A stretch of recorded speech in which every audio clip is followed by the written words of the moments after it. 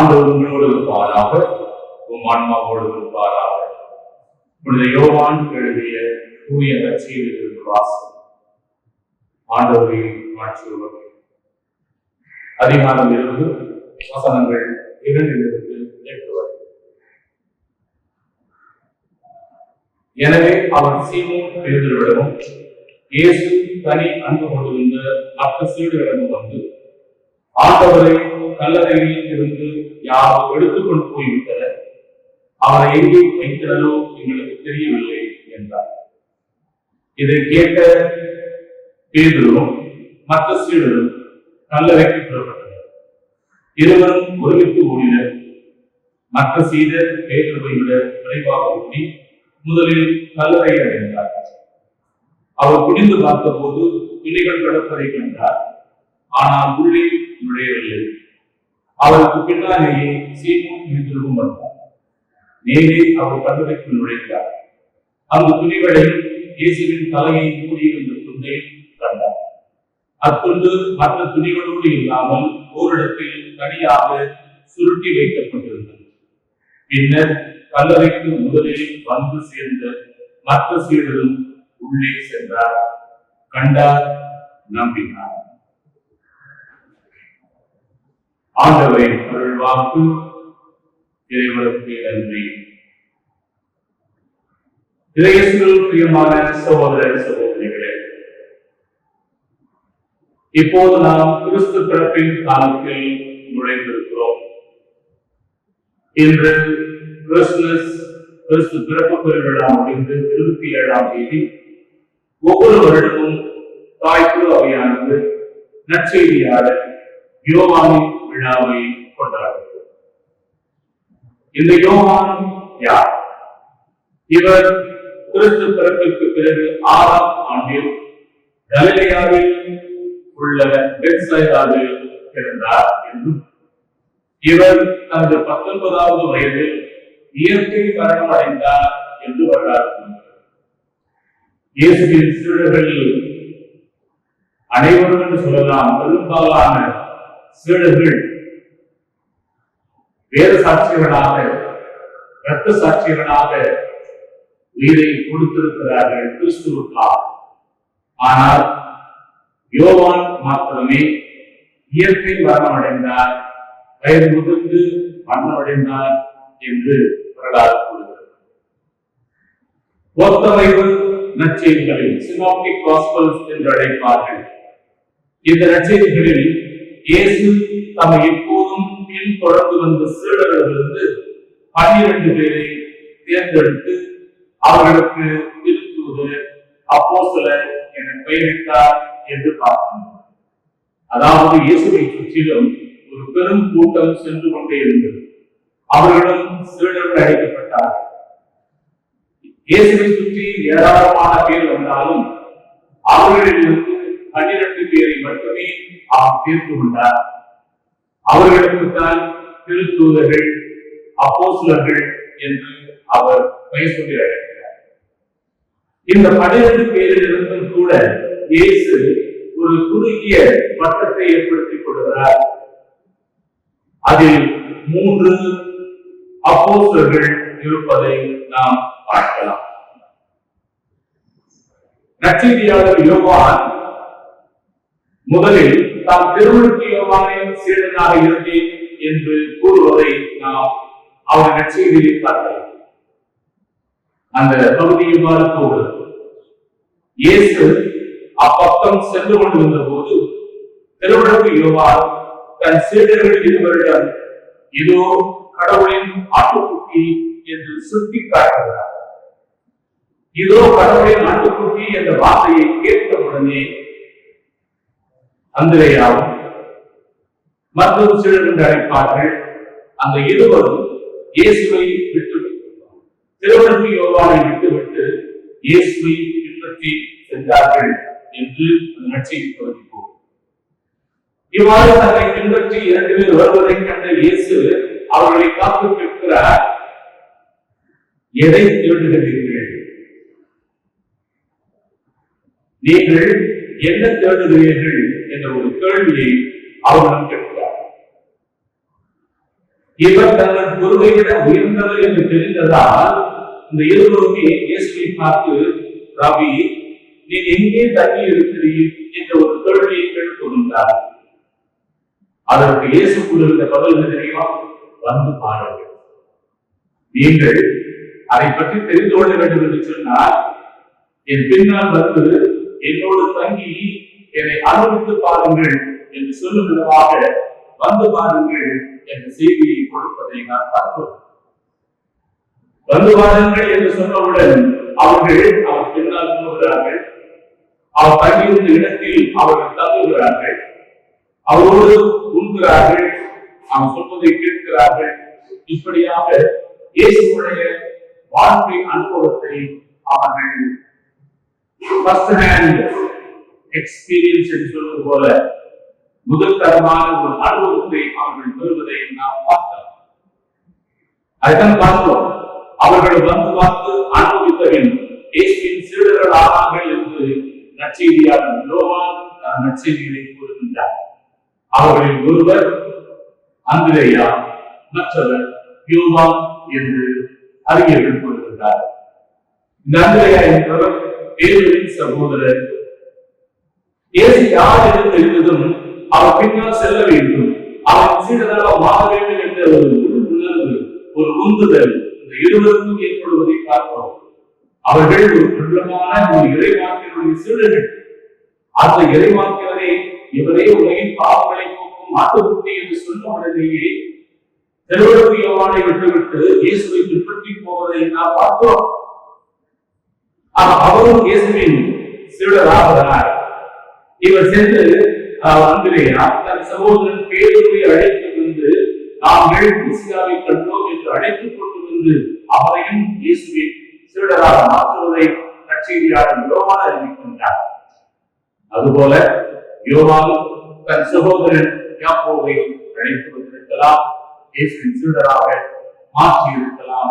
அவருடைய நற்செய்தியின் அடிப்படையில் திருவாசகர்கள் இவரை நற்செய்தியாளர் யோவான், பத்மோஸ் தீவு யோவான், பெரிய யோவான், இயேசுவுக்கு நெருக்கமான சீடர், இயேசுவின் சீடர்களிலே வயதில் மிகவும் இளையவர், சீடர்களிலே வேத சாட்சி மரணம் இல்லாமல் இயற்கை மரணமடைந்த ஒரே சீடர் இந்த யோவான் தான் என்று நற்செய்தியாளர் யோவானை அடையாளப்படுத்துவதை நாம் பார்க்கலாம். இவருடைய எழுத்தாளர் இதை எப்படி உணர்ந்து கொள்ளலாம் என்று சொன்னால், அவர் எழுதிய நூல்களில் இருந்து யோவான் நற்செய்தி நூல், அவர் எழுதிய 3 திருமுகங்கள், விவிலியத்தின் கடைசி புத்தகமான திருவெளிப்பாடு, இவை 5 இவர் எழுதியிருக்கிறார், இவர்தான் எழுத்தாளர் என்று அறிஞர்கள் ஏற்றுக்கொண்டிருக்கிறார்கள். அது நடந்து போக யோவான் இயேசுவின் தாய் மரியாவின் சகோதரி மகன் என்ற பாரம்பரியம் கூறுவதை நாம் பார்க்கலாம். யோவான் இயேசுவின் தாய் மரியாவின் சகோதரியின் மகன் என்ற பாரம்பரியம் கூறுகிறது என்று யோவானும் யாக்கோபும் செபதேயும் சலோமி இவருடைய பிள்ளைகள்.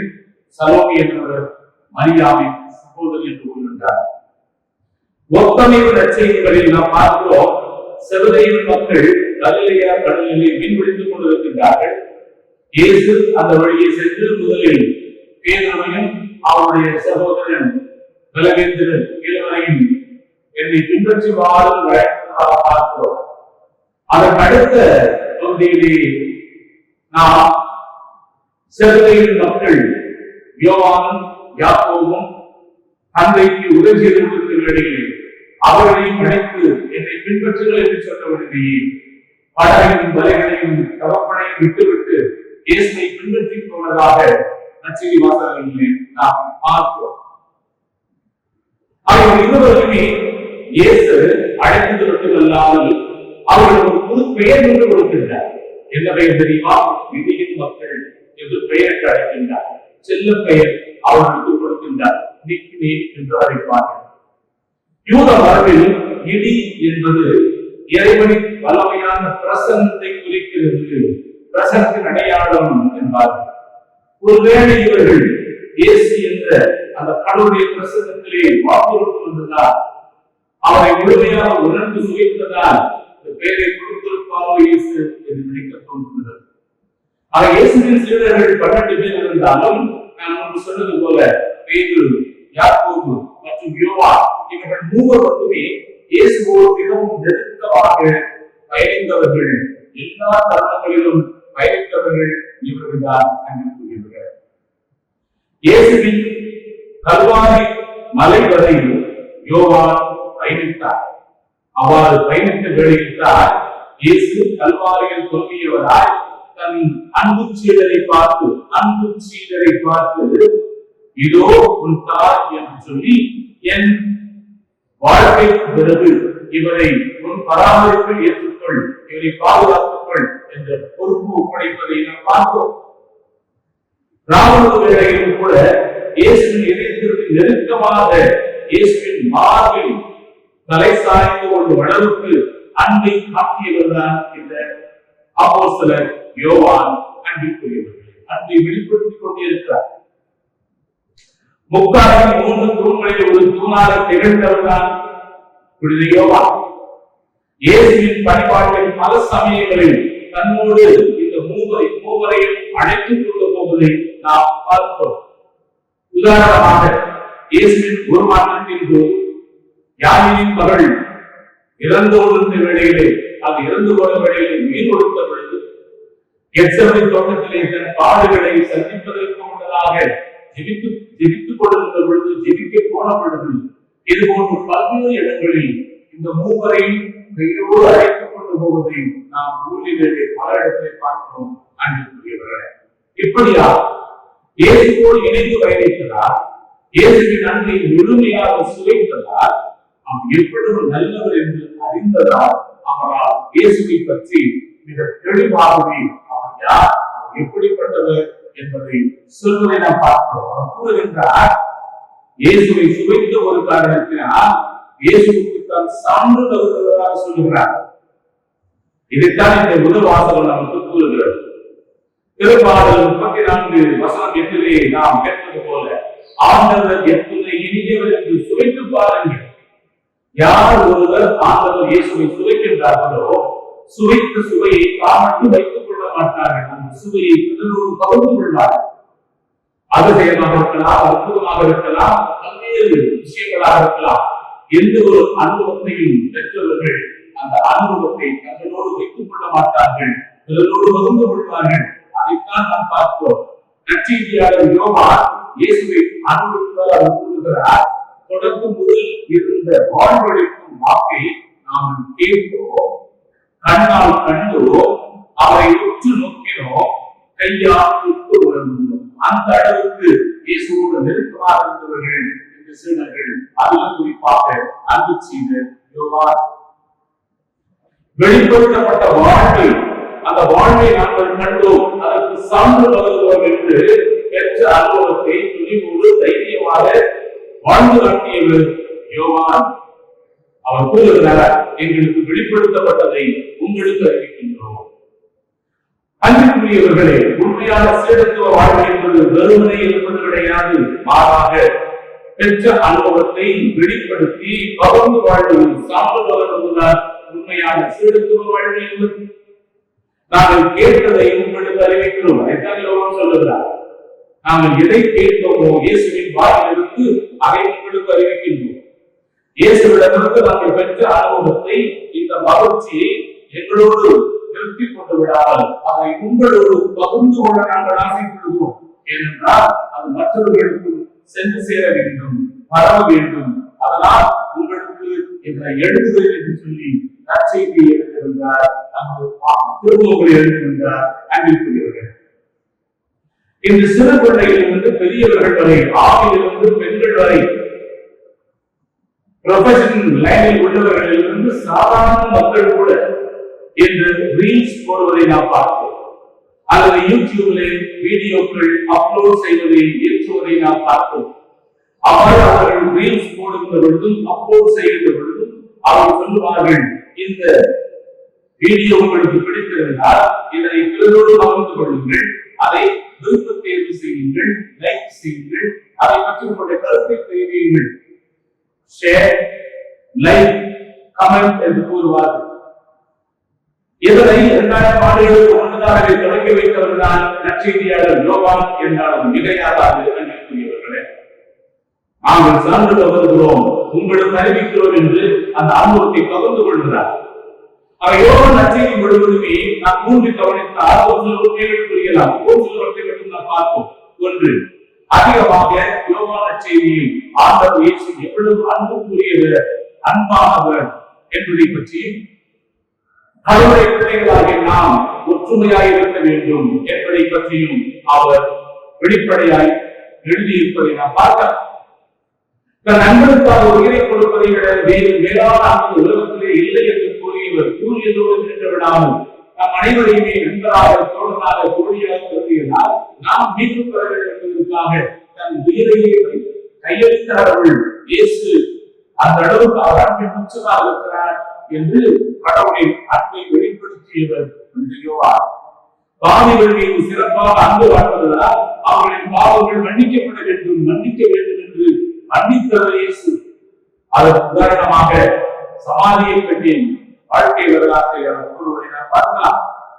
தந்தையே, நாம் ஒன்றாய் இருப்பது போல இவர்கள் ஒன்றாய் இருப்பார்களாக எங்கள் அற்புதமான அற்புதமான ஜபத்தை யோவான் முன்னெடுக்கிறாரே. இயேசு கூறிய ஜபத்தை, அந்த ஜபத்திற்கு ஏற்ப இயேசுவின் சீடர்களும் என்று வாழ்கின்ற இயேசுவின் சீடர்களாகிய நாம் இறைவனோடு ஒன்றாக இணைந்திருக்க வேண்டும், பிரிந்து வாழக்கூடாது, இணைந்திருக்க வேண்டும் என்ற செய்தியை கொடுப்பதை பார்க்கிறோம்.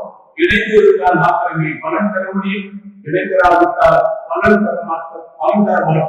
நாம் திட்டப்பட்டு தேயிலை போட்டு எரிக்கப்படுவோம் என்று கூறுகின்றார் இன்றைய விழா நாயகன் நற்செய்தியாளர் யோவான். நானே திராட்சை செடியை, நீங்கள் அதன் கிளைகள். இணைந்திருந்தால் பலன் தருவீர்கள், இணையாவிட்டால் பலன் தர மாட்டீர்கள் என்ற உண்மையை வெளிப்படுத்தவர் நற்செய்தியாளர் யோவான். எனவே இந்த நற்செய்தியை பார்க்கின்றோம். இயேசு உயிர்த்து விட்டார் என்ற செய்தியை மகதலேனா மரியாவுக்கு தெரிந்தவுடனே அவர் கடவுளை தெரிவிப்பதற்காக ஓடுவது பேதுருவிடமும் யோவானிடமும். இவர்களுக்கு தெரிந்தவுடனே அவர்கள் புறப்பட்டு போகிறார்கள். யோவான் எளியவராக இருந்ததால் விரைவாக ஓடி போகிறார். பேதுரு பெரியவராக இருப்பதால் சற்று தாமதமாக வருகிறார். ஆனால் பேதுரு வந்த பிறகு இருவரும் விளைந்துதான் கடலைக்குள்ளே போகிறார்கள். போனவரை பார்க்கிறார்கள், அங்கே இயேசு இல்லை, உயிர்த்து விட்டார். எனவே சொல்லுகிறார்கள், சென்றார், கண்டார், நம்பினார். சென்றோம், கண்டோம், நம்பினோம் என்று சொல்வதை போல அவர்கள் தங்கள் பார்த்தவற்றை, கண்டவற்றை, நம்பியவற்றை நம்மோடு பகிர்ந்து கொள்கிறார்கள். அன்புக்குரியவர்களே, இதுதான் இயேசு உயிர்த்து விட்டார் என்பதற்கான சாட்சியமாக அறியப்படுகிறது. ஆக என்னை விழா நாயகன் இயேசுவின் உறவினராக இருப்பது ஒன்று, இயேசுவால் அழைக்கப்பட்டதால் அல்லது பார்த்து வாழ்ந்ததால், இயேசுவின் அனுபவத்தை பெற்றதால், இயேசுவின் பிரியமான சீடராக மாறி வருகிறார் நற்செய்தியாளர் யோவான். இப்பேற்பட்ட புனிதனுடைய விழாவை கொண்டாடும் வேளையில் அவரை போல நாம் ஆர்வத்தோடு இயேசுவை தேட வேண்டும். அவரை கண்டடைந்த பிறகு அவரை பிறரோடு பகிர்ந்து கொள்ள வேண்டும். அந்த அன்பை பிறருக்கும் கொடுக்க வேண்டும். அனுபவித்த அன்பை பிறரோடு பகிர்ந்து கொள்ளுகின்ற வேளையில் நாம் சான்று பகர்கின்ற கிறிஸ்தவர்களாக மாறுவிடுவோம். எனவே அற்புதமான நாளில் இவருடைய நாமத்தை தாங்கி இருக்கின்ற உங்கள் ஒவ்வொருவருக்கும் எங்களது திருநாள் வாழ்த்துக்களை மகிழ்ச்சியாக தெரிவித்துக் கொள்கிறோம். இறைவனின் உண்மையான சீடர்களாக வாழ்வோம். இயேசுவின் இதயத்திற்கு நெருக்கமான சீடர்களாக வாழ்வோம். அவர்கள் அனுபவித்ததை, கற்றுக்கொண்டதை பிறரோடு பகிர்ந்து வாழ்வோம்.